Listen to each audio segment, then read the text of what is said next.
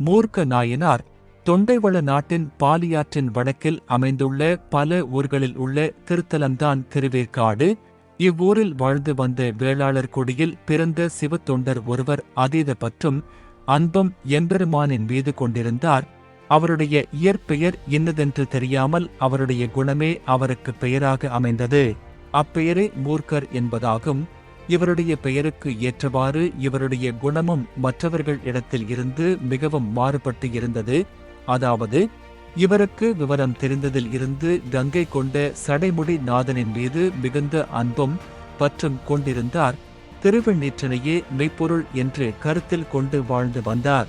ஒவ்வொருவரும் ஒருவிதமான கலைகளில் தேர்ச்சி அடைந்து இருப்பார்கள். எவருக்கும் எக்கலைகளும் அமையாது என்று சொல்வதற்கு இல்லாமல் எம்பெருமானின் அருளால் இப்போ உலகில் பிறந்த அனைவரும் ஏதாவது ஒரு கலையிலாவது தேர்ச்சி அடையும் விதத்தில் உள்ளோம். நாம் அறிந்த கலைகளை நாம் எவ்விதத்தில் பயன்படுத்துகின்றோம் என்பதை பொறுத்தே அதன் பலன்கள் நமக்கு சாதகமாக அமையும். அதேபோல்தான் மூர்க்கர் இளமை பருவத்தில் சூதாடுவதை நன்கு கற்றிருந்தார். அப்போட்டியில் இவரை வெற்றி கொள்வது என்பது மிகவும் கடினமான ஒன்றாகும். இவருடைய இச்செயல்களினால் நாளடைவில் மக்களிடையில் நச்சூதர் மூர்க்கர் என்னும் பெயரை பெற்றார். வளரும் பருவம் முதலே எம்பெருமானை மகிழ்விப்பது என்பது அவரை வழிபடும் அடியார்களுக்கு தேவையான உணவை படைப்பது தமது கடமைகளில் ஒன்றாக எண்ணி வந்தார். அடியார்களுக்கு உணவு படைத்த பின்பு தாம் உண்பதை வழக்கமாக கொண்டு அதை இடைவிடாது பின்பற்றி வந்தார். இவருடைய இச்செயல்களால் இல்லத்திற்கு வருகை தரும் அடியார்களின் எண்ணிக்கையும் அதிகரிக்க துவங்கியது. அடியார்களின் வருகை அதிகரிப்பதை எண்ணி மனம் மகிழ்ந்தார் மூர்க்க நாயனார்.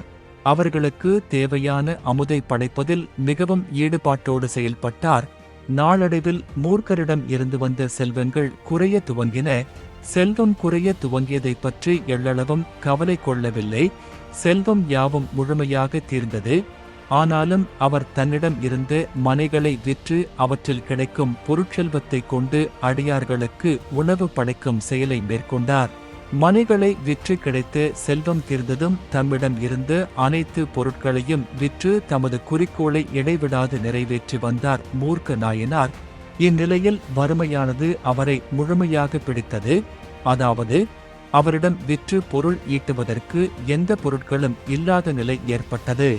இனி மேற்கொண்டு என்ன செய்வது என்று புரியாமல் திகைத்துக் கொண்டிருந்தார். அந்த நிலையில் அவருக்கு ஒரு சிந்தனை தோன்றியது. அதாவது, இளமை பருவத்தில் தாம் கற்றிருந்த சூது மூலம் பொருள் ஈட்டலாம் என்று எண்ணி அவ்வூரில் உள்ளவர்களுடன் சூதாடத் தொடங்கினார். தான் அறிந்த சூதாட்டத்தையே பொருள் சேர்க்க பயன்படுத்திக் கொண்டார். சூதாட்டத்தின் மூலம் பலரை வெற்றி கொண்டு அதனால் கிடைத்த பொருட்களை கொண்டு எம்பெருமானை வழிபடும் அடியார்களுக்கு தேவையான திருத்தொண்டுகள் பலவற்றை புரிந்து வந்தார். இவர் சூதாட்டம் ஆடினாலும் அதில் நேர்மையுடனும் சில தந்திரத்தை கொண்டும் இருந்தார். அதாவது, சூதாட ஆரம்பிக்கும் பொழுது முதல் ஆட்டத்தில் தம்மிடம் இருக்கும் பொருட்கள் யாவும் இழந்தாற்போல் ஒரு சூழலை உருவாக்குவார். ஆட்ட ஆரம்பத்தில் இவர் பொருள் இழப்பதைக் கண்ட எதிரி உற்சாகம் கொண்டு அடுத்த ஆட்டத்தில் எதிரானவர் இவருக்கு விளையாட தெரியவில்லை என்ற எண்ணத்தில் தம்மிடம் இருக்கும் பொருட்கள் அனைத்தையும் விளையாட வைப்பார். அதன் பின்பே மூர்க்கரின் சுயரூபம் தெரியவரும். சூதாட்டம் என்பதற்காக மூர்க்கர் எவரிடத்திலும் பொய்யாட்டம் ஆடமாட்டார். அதே வேளையில் தம்முடன் சூதாடுபவர்கள் யாராக இருந்தாலும் கள்ளத்தனமான ஆட்டமெல்லாம் ஆடினால் அப்பொழுது சற்றும் சிந்திக்காமல் தான் இடையில் சொருகி வைத்திருக்கும் கத்தியால் குத்திவிடுவார். இவருடைய இச்செயலால் இவரிடம் சூதாட்டம் விளையாட அவ்வூரில் உள்ள அனைவரும் அச்சம் கொண்டனர். மேலும் இவரிடம் விளையாடிய எவரும் வெற்றி பெறவில்லை. இக்காரணங்களினால் மக்கள் யாரும் இவரிடம் சூது விளையாட வரவில்லை. பொருள் ஈட்ட வேண்டும் என்ற எண்ணம் கொண்ட மூர்க்கர் என்ன செய்வது என்று சிந்தித்து பின்பு தம் ஊரை விடுத்து வெளியூர் சென்று சூதாட்டம் ஆடி பெரும் பொருட்களை சம்பாதிக்க தொடங்கினார். இவ்விதமாக கிடைத்த பொருட்களை எல்லாம் தமக்கு என எதையும் வைத்துக் கொள்ளாமல் தன்னை நாடி வந்த எம்பெருமானை வழிபடும் அடியார்களுக்கு செலவிட்டு மகிழ்ந்தார்.